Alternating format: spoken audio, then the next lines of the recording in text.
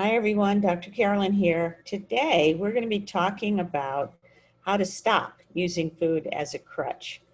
Now, if you'll remember a couple weeks ago, I talked about how, body image issues, in other words, feeling fat, are a cover-up for deeper issues and that the problem is really not your body. Your body is really the result of the problem, not the cause of the problem. So take a minute to let that settle in. Your body is not the problem. It's the result of the problem, not the cause of the problem. The cause of the things you don't like about your body really are a result of all the emotions that you've been pushing down and the behaviors like binge eating, obsessing about food, emotional eating that you've had to use to keep yourself from feeling and dealing with these emotions and situations in your life. So remember, I kind of showed you that often when we look in the mirror or do body checks on our body and we say, I feel fat today, we're seeing that as something that just comes out of the blue and hits us. And it's over here, and we never connect that how we're feeling about our body has a relationship to what's going on in our lives, or maybe something that's happened when you were even younger or a child. But the point of this whole conversation is that they are integrally intertwined. So it's important to not just see this as a separate thing, I feel fat, and ignore the fact that I feel fat is a result of not dealing with those life problems. So if you get that, the next question would definitely be, how can you stop using food or body image issues as a crutch? So, for those of you who are engaging in binge eating, have identified yourself as having food addiction or emotional eating, or you're constantly hating on your body as a way to deal with stress, emotions, or even underlying beliefs that come from childhood adversity, such as I'm not worthy and all that. We know it's hard to change. This isn't easy, but you know what? Most of you have spent upwards of 20, 30, sometimes 50 years being on and off diets and trying to fix your body. How has that really worked for you? And how much money, how much time, how much energy has it taken up in your life? So maybe if you consider that, you might recognize you've already been through the hard stuff. It's hard to go on a diet. It's hard to stay on a diet. It's hard to feel like a failure when you regain the weight that you've lost on a diet. But the big question is, if you've been using food and your food behaviors and your body hatred to deal with your emotions, how are you going to deal with your emotions without food? Well, I'd like to offer just a few recommendations to get you thinking. And these come from my book, The Emotional Eating Workbook. And I'll put a link to that in the show notes for you. So these recommendations have to do with just focusing on de-stressing your life right now. I mean, as we've talked about multiple times, there are so many layers to binge eating, emotional eating, food addiction. This is just one layer, and that has to do with how you deal with stress. So starting with number one way of dealing with stress is eating foods that are higher in B vitamins. The B vitamins are the stress-reducing vitamins.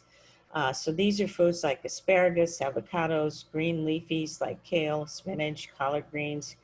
Also adding garlic to your diet can help. Use nuts as a snack and eliminate alcohol and caffeine for at least a week and see if that helps you with stress. Now, if you are at that place in your food journey that you don't like vegetables or you don't like green leafy vegetables, well, go out and buy a B complex vitamin and take that, because if you're not eating those particular foods, you're probably deficient in some of the B vitamins. Number two, use this affirmation when you start having negative thoughts about your body. So I'll put the affirmation in the show notes so that you can copy it, put it on a sticky on your mirror, in your car, somewhere private at work, and just say this to yourself when you have those negative thoughts come up. And the affirmation is, today I create a stress-free world for myself when I let my thoughts come from the loving space of my own heart, where forgiveness and non-judgment emanate. So today, I create a stress-free world for myself when I let my thoughts come from the loving space of my own heart, where forgiveness and non-judgment emanate. So that'll be in the show notes for you. Number 3, practice using this skill, which we call self-soothing, using the 5 senses. This helps with stress reduction. For example, put lavender scented lotion on your skin. Listen to relaxing music, or savor a relaxing bath, a bubble bath, or spend time in nature. So just, again, make a list of things that you feel you'd like to try to help deal with your stress as you let go of food as a crutch. And number 4, finally, focus your mind. To focus your mind, you've got to quiet your mind, because I know a lot of you have busy minds. I've heard some of those busy thoughts on the consults I've done with you.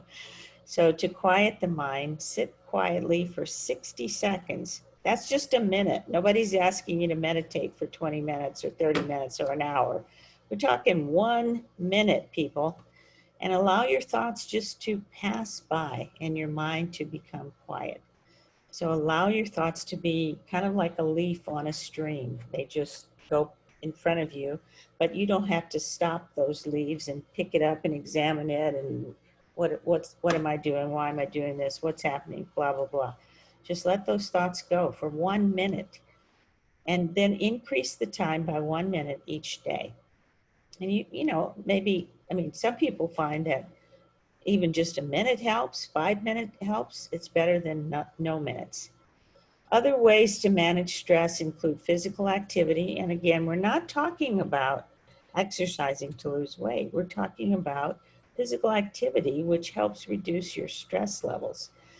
Walking, anything that takes you out in nature, if it's not too hot where you are right now, or waiting until you know, it's dusk or the temperature cools maybe, or early in the morning, and learning to self-soothe you without food. That's one way to do it. Think of also drinking ginseng tea. I love ginseng tea. Ginseng is what we call an adaptogen. And an adaptogen is an herb that helps your body deal with stress. So getting some of that good ginseng tea, and when you have a stressful afternoon, you can put it on ice or drink it warm, however it works for you. Again, no change in behavior is easy. Nobody's saying that, but all it does take is practice and patience.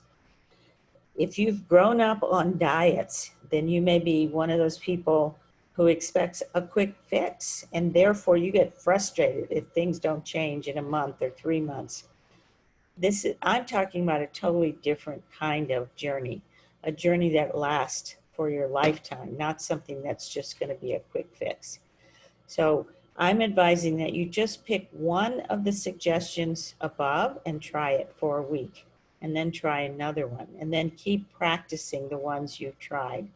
And over time, you'll recognize that your reliance on food as a crutch or you're using body image issues as a distraction from your emotions will lessen. Finally, I'm just asking you to give us some positive comments for my YouTube channel. Subscribe to the YouTube channel so you can get notification of upcoming videos. And to let you know that next week, we will also be hosting another Anchor Program graduate who will talk about her experience in the program and how she gained freedom from binge eating and compulsive reading. So if you'd like to delve into other ways to make peace with food in your body, feel free to schedule a free consult to discuss your individual food and body image issues. And I will put that link in the show notes as well. Thanks for watching.